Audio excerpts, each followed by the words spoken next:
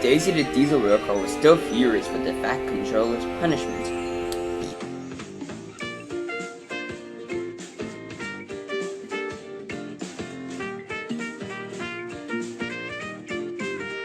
Put nothing but milk wagons in freight cars, she mimicked.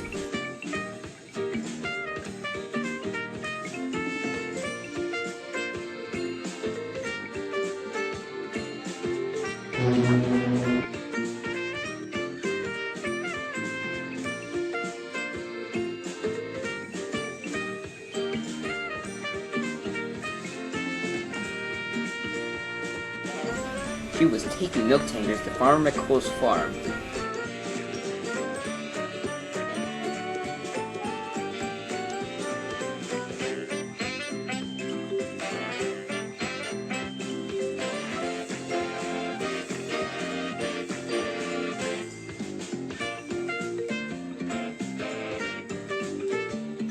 She went over a bridge with red frames going clickety-clack, clickety-clack, and all of a sudden, she went clickety-clack, clickety-crack. Daisy derailed on the bridge. "Oh, bother," she said. "Stupid diesels," said Gordon. "This is why we need more steam engines," he said as he passed the bridge.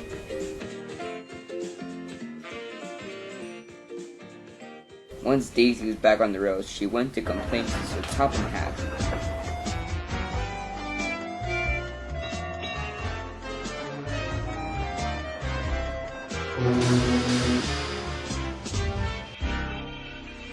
"Sir Topham Hatt," she began, "that red bridge has some sort of crack in the track."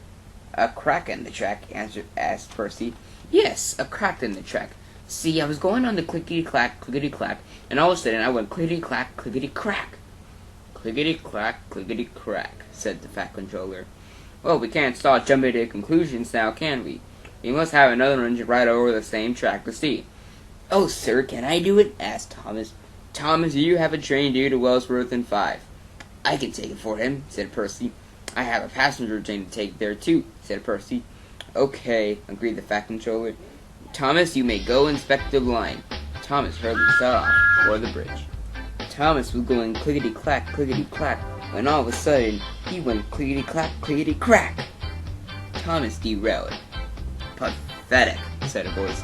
"Little Thomas, I proved that diesel railcar steamies are better. Now I am wrong. We need more engines like me and Henrietta around here then," said Gordon, and he went along his way. Once Thomas was back on the roads, he went to report his incident to Sir Topham Hatt. "Sir Topham Hatt," he said, "I have to say that Daisy is right." "Told you, fatty," said Daisy. "Well, I have to have immediate repairs on that bridge. I'll have to have an engine take a coach full of workmen and a car for repairs."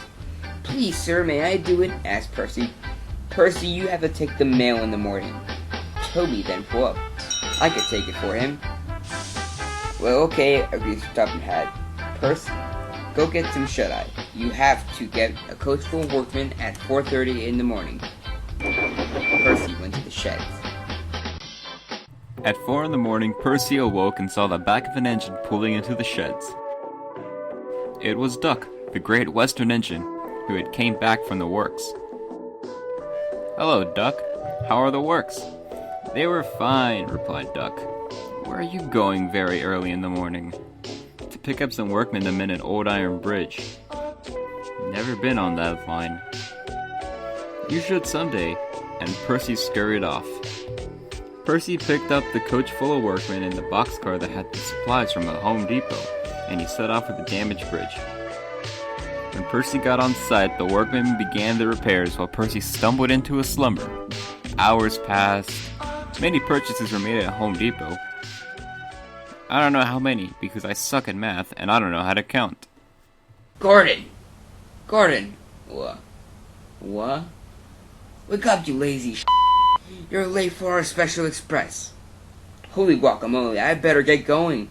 And Gordon ferociously pushed James out of the way. James landed head-first into a ditch while Gordon scampered away. Gordon had lost his sense of direction and headed for the bridge. Mavis was shutting some China clay cars to the docks, while Gordon let out a warning whistle. That sounds like it's coming right at me! Squealed Mavis. The signalman broke the rules and diverted Gordon up a hill. However, that hill led to the double-wide old iron bridge that Percy and the workmen were repairing. Sir Topham had strictly ordered that no engines except Percy were allowed to enter the worksite. But the signalman decided it would be much worse if Gordon crashed into Mavis. Gordon sped along the hill. The workmen were inside the caboose, and meanwhile, it was cold to do any work, so they played poker in the caboose.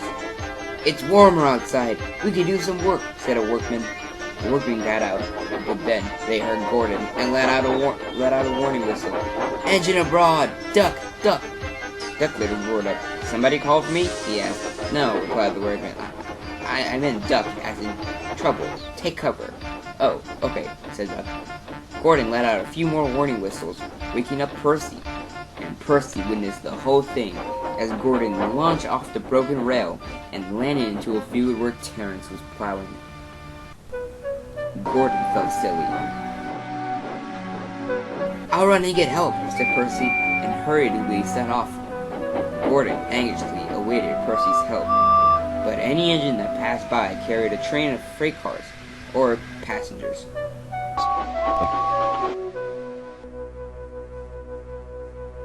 "Well, well, well," said a voice. Thomas and Daisy rode along next to Gordon. "Pathetic," said Thomas. "Looks like the Joker became the joke," hissed Daisy. "Please get me out," pleaded Gordon. "I'm sorry for what I said yesterday." "We would help," said Thomas, "but I gotta get Annie and Clarabel and I gotta take these tangers to McFarmer Co." Thomas and Daisy sped away, leaving Gordon down. "I think he learned his lesson, don't you?"